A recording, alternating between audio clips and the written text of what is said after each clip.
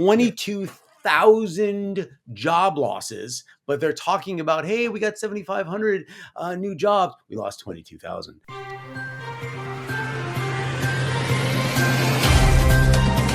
This episode is made possible by OITVOIP. Find your best-in-class revenue generation for MSPs all over the world. Learn more via the link in the show notes. Good morning and welcome to the July 12th episode of MSP Dispatch, your source for news, community events, and commentary in the MSP channel. I'm Ray Orsini, joined as always by my co-host, Mr. Tony Francisco. How you doing, Tony? Excellent, Ray. How the heck are you doing? You're all trimmed up. Like when I see you, you're like, look. This is what it looks like to grow up man hair, like full like Forrest Blythe patches like you, Tony. But how are you doing, Ray? Talk to me. I can't let you be the only sexy guy on the show. Between you, Tom Lawrence, Josh Hoban, gotta step it up a little bit. Oh man. How was your 4th? How was your 4th of July? I've got all of my fingers, which is good. It was actually really good. It was mellow. The watching the fireworks in Florida. For those of you who are not in Florida, we have what are called no laws or regulations. Now, I don't know if that actually generates like. So proud of it. How do you say it? And it is fascinating what you see. What an amazing professional fireworks show right on our street. That is incredible because, I mean, what people buy and shoot up into the air is not hundreds of dollars. I mean, it's thousands and thousands of dollars. Well, and they're getting better. So you know the pumpkins, the mortars, all that fun stuff, and the terrifyingness of like running up, lighting the fuse, and running away before it goes off because they're massive. And so last year I bought remote control detonators that were Bluetooth, worked app on the cell phone. We literally talked about it this year, about last year. I said, so did you guys see the podcast where Ray was talking about his remote detonators? And everyone did the exact same thing. They said, what'd you say? I said, that's exactly what I did. Did you say you have remote detonators? But it gets better. It gets better. My cousin buys fireworks this year because he has a newborn or a 1-year-old. And the fireworks this year have the big displays. So like the mortars and all that, but it's all packaged together in a 2 or 3 minute show. So one fuse does the whole damn thing. So the biggest reason to put away my detonator is because hackers could get access to the OS if I wasn't careful. And, we know Bluetooth's insecure. Just like in my first story where CISA warns of hackers exploiting OS command injection vulnerabilities in a story written by Divya for Cybersecurity News. CISA and the FBI warn that hackers are exploiting OS command injection flaws in software. These vulnerabilities occur when software doesn't check user input, letting hackers run unauthorized commands and potentially cause data breaches and system compromises. Recent attacks have targeted network edge devices, leading CISA and the FBI to recommend a secure by design approach, incorporating security from the initial design phase through development and updates. They also advise using safe functions, regularly updating threat models, and employing modern libraries, conducting thorough code reviews, and aggressive testing. Additionally, manufacturers should prioritize security to protect against cyber threats and take secure by design pledge to foster safer technology products. Tony, developers need to be safe. I was actually going back and forth online, internet fighting, what a surprise. But I was actually going back and forth online with a vendor where I had raised some security concerns, and this is a salesperson getting into the software world, so not a security first design, and I'm explaining the benefits of security first design and why you got to take it so seriously. Unfortunately, in this case, it fell on deaf ears. You work with plenty of software vendors. You've developed software yourself. What's your take on this? I literally sat on about 8 hours of software development calls today, all day long. I mean, every single day now, it's been more and more and more developing. And so the secure by design concept is new, but all I hear, frankly, when you're reading that article is buffer overflow. I mean, you and I were seeing that since the 80s. like what is? Yeah, that's not like which kills me because stop teaching people C. Like that's all I'm asking, dude. That's really funny. Just C and Java. Nobody needs their CD player to work on their toaster while they're driving their car. Like that's not necessary. That was really funny.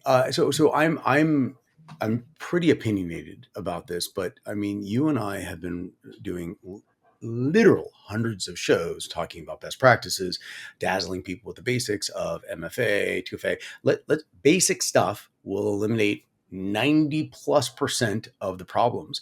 And we're eliminating the basic stuff here. And hey, I don't know, why don't you validate that your application is secure as before at the end, before at the very, hey, maybe we should bolt on the back some security processes, or inversely, why don't we start something from a secure parameters, a secure framework perspective, and then build within that with very clearly defined parameters. So I'm very passionate. I'm going to get fired up and end up doing something bad, and then next thing I know, I'll be looking for a job in Starbucks Wi-Fi. That being said, I think that the security first mentality is not just important, it's mandatory. It's like talking about breathing. Everyone should be talking about a hyper siloed, a micro segmented, air gapped architecture that addresses authentication, it addresses it enforces authentication, it limits vulnerabilities. A regulated framework is a good starting point, and then you can build from there.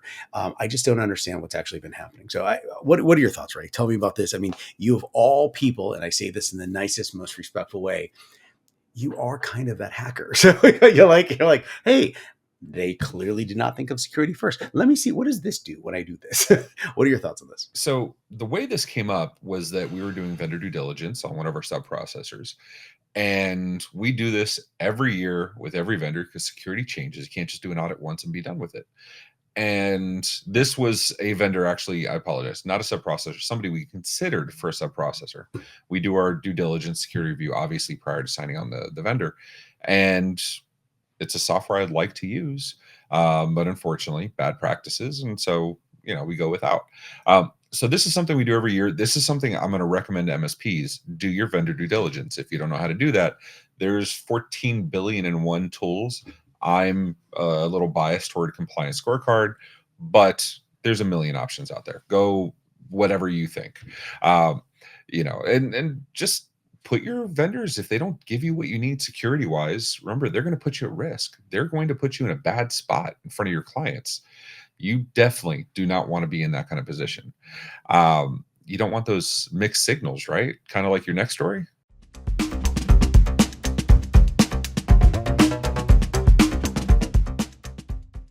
In my next story from channelede.com from Sharon Florentine, CompTIA Tech Industry is sending mixed jobs signals. CompTIA's July 2024 Tech Jobs Report reveals mixed signals in the technology job market. While the industry added 7,540 new jobs in June, marking the highest monthly increase in 2024, broader economic data shows a loss of 22,000 tech occupations. The tech unemployment rate rose unexpectedly to 3.7%, mirroring national trends. Despite challenges, sectors like technology services and software development continue to drive hiring, especially among smaller firms. However, uncertainty about adopting AI may be influencing hiring decisions, leading to some companies to prioritize upskilling current staff over hiring new employees. Upskilling. Ray, 22,000 job losses, but they're talking about, hey, we got 7,500 new jobs. We lost 22,000. I am disturbed by these numbers, and for those of you who don't know, I'm very, very biased and passionate about CompTIA. I think they're an amazing source of information, wildly misappropriated, because I think so much is data is that they haven't figured out how to channel it correctly. But they are an incredible source of information. If you're listening to this and you're not a CompTIA member, you just go there. They have so much just free information readily available, from best practices, industry trends, market analysis, forecasting, and they are in contact with all the big companies, even at the government level, to implement policies, influence policies to accommodate the IT industry for all of us here. ChannelCon is coming up in like 3 weeks. We'll be there. We will be there. So, but for them to say that 7,500 jobs have been added in June, but 22,000 losses occurred in June, I don't know why that isn't a big story. That's very concerning. What are your thoughts? Are you seeing trends that they're not seeing? I no. So my thing is this. You're telling me we went from a market that was very eager, was very employee friendly, where people were jumping jobs every 10 months to 2 years, getting insane pay increases every time they jump jobs. And you're telling me that was untenable? You're telling me that companies are now realizing that it's cheaper to upskill, power up, level up, whatever you want to call it, internal employees to give them a modest raise versus hiring somebody else, somebody new that you have to pay for training. Training costs us thousands of I'm sorry. dollars. I'm sorry. I don't know what I was thinking. I don't know who I think I was to suggest something like that. I mean, but am I wrong here? Am I like, this to me is the most obvious outcome ever?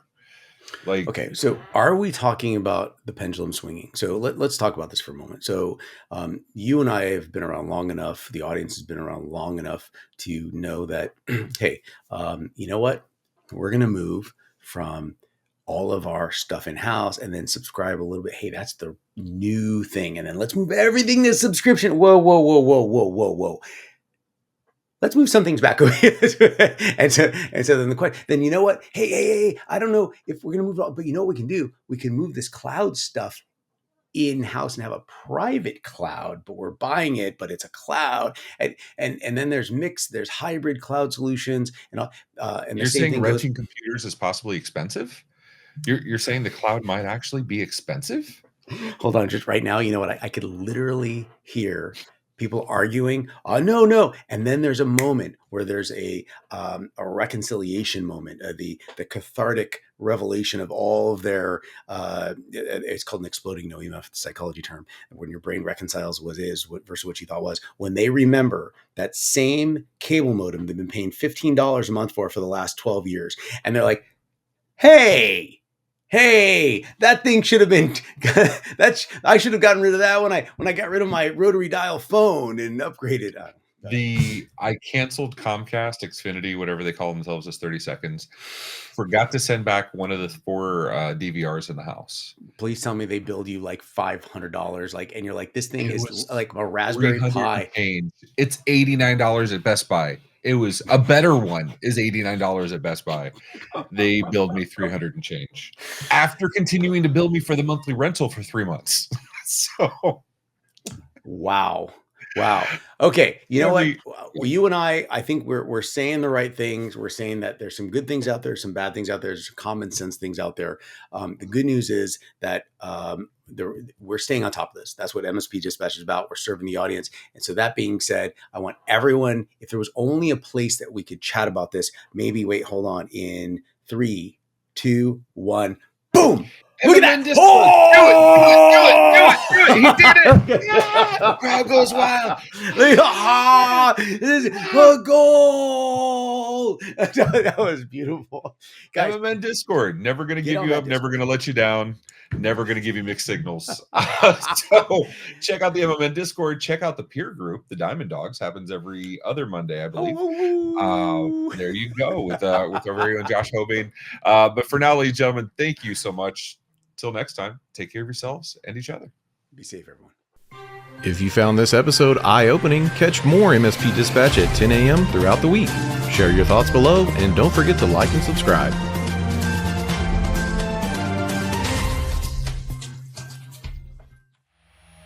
This has been a broadcast of the MSP Media Network.